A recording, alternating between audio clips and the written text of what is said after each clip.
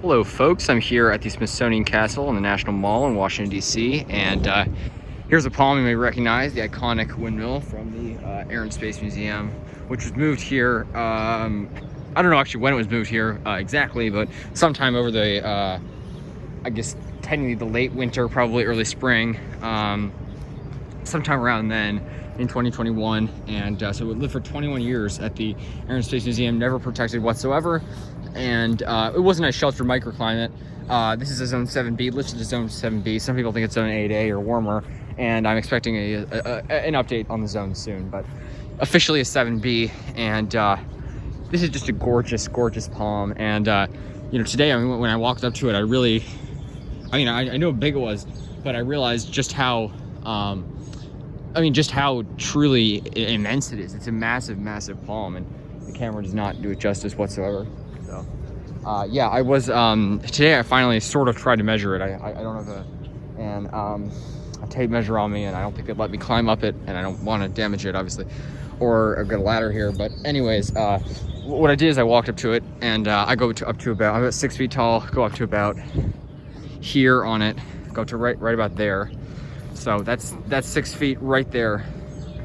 So that's about 6, 12, and then another about 18 to like right there. It's about 18 to about the top of the trunk, and so to the top of those fronds, that's a good 20-21 feet is the height of this palm. Previously, I originally didn't know, I said like 10-15 feet, because I never really gave much thought to trying to actually measure the height. I just said, oh, it's probably about that. Then I was like, oh, it's probably more like 17 feet. And now that I actually take the time to look at it, try to figure out the height, realize it's like a 20-foot palm, which is insane. A 20-foot windmill palm, and I don't know how big it was when it was planted, but I'm assuming it was probably as big as the ones, if you guys have seen the ones at the Botanic Garden that I just made a video on, it's probably as big as those when it was planted, I'm guessing. So a little bit of height maybe, because to grow 20 feet in 21 years is pretty crazy. But it's thrived. Only the 2012, I think this is the 2012 winter blast when we got really cold here. That was the only time I've ever seen it damaged. I've seen some pics of it over the years, and it was a good amount smaller back then. It was probably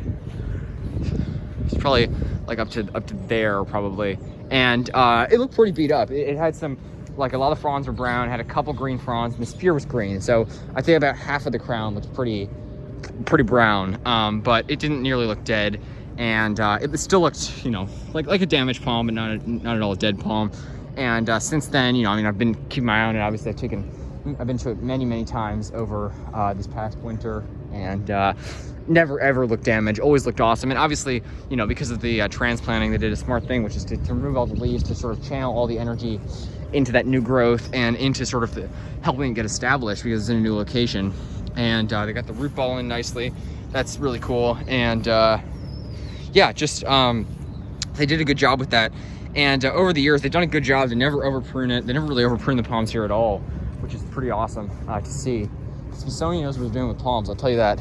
And they occasionally they let it even get a little bit of a skirt, and it had like a nice full crown, if you saw before, like all the way, like a full circle, if you can imagine that. But yeah, obviously it's gonna take a little bit of time for it to get that full crown back, because obviously they had to prune some off when they transplanted it. You can see all those pruned off fronds up there. But I think it looks pretty awesome, and I'm just really pleased to see how it's done, and can't wait for it to do well. People are predicting a mild winter this winter. People say it might be milder than the past winter. Again, I think it's obviously too early to predict. I'm sure the people in Texas this time last year didn't know it would be the winter that they had, so you never know. We could always get a cold blast. Again, DC, especially the East Coast, is subject to them sometimes. I'm just really hoping for a mild winter. Again, I'm always hoping for a mild winter, but especially with this palm, being new here and needing to get established, it kind of needs a mild winter, despite how tough it is. Even if we had a bit of a harsher winter, I think it would still make it through, but it might have some damage. So that's why I'm hoping for a mild winter, just to sort of get this thing established, because it is an awesome palm and a super hardy trachea. I wish I could get seeds off of it. This is a female, and you can see the stalks on it, but yeah, you need another male to pollinate it. So that's the thing with trachees. They require 2 genders to pollinate. Anyways, palm is doing well. Happy to report. Is it the reason about this video, I guess, was saying, is it the tallest in the DC area? That's a good question. Now that I've got my measurements, 20 20 feet, maybe 21 to the top of the fronds or something like that, and about 18 feet of trunk at least. This easily could be, and before I visited that last palm, I thought it was, but if you guys saw my video on that palm at the that like sort of gated apartment complex, I don't know what that place was. I just sort of snuck in through a gate, but it was like completely gated out, and I had to like open the gate to get out. It was really a crazy place. They looked almost like a apocalyptic sort of shelter, but it was a really cool place. And I'd seen that picture on iNaturalist of that trachea. I thought it was a small, because it looked like the picture was taken at eye level. Like that trachea is, I mean, that could be this big. It was getting close to this at least. So I think those two are top three at least. Those two. Maybe there's got to be some other ones I don't know about. I mean, I do know of a lot of big tracheas in the DC area, but none that are this big. So top three at least, and it easily could be. So is this the tallest in the DC area? To be safe, I'll say top three, but you never know. And the sterling palm, I don't know if it ever got this big. Might have been this big. I don't know if it ever got bigger, but it was huge. It was growing in a private garden in Sterling, Virginia. A bit colder than this, probably 7A. Yeah, it after 1994 was planted, never protected, finally died a couple of years ago. I never even knew until recently. Someone told me, a viewer told me actually, and just terrible, tragic. But I guess now that sort of leaves the title open of tallest palm in the DC area, and this palm is just climbing up there. It is huge. Really, really awesome specimen. Thanks for watching, folks. Here at the Smithsonian Castle in the National Mall. Definitely got to check it out if you're here, especially if you're an exotic plant enthusiast. A really awesome garden, just generally. And it's got some needle palms over there, huge Yucca rostrata, a lot of potted palms, and even a huge tree fern I saw by the needle palms that are in pots that they bring out in the summer and warmer months. But they've got, yeah, needle palms and this massive windmill palm for that are here year round, and just an awesome garden.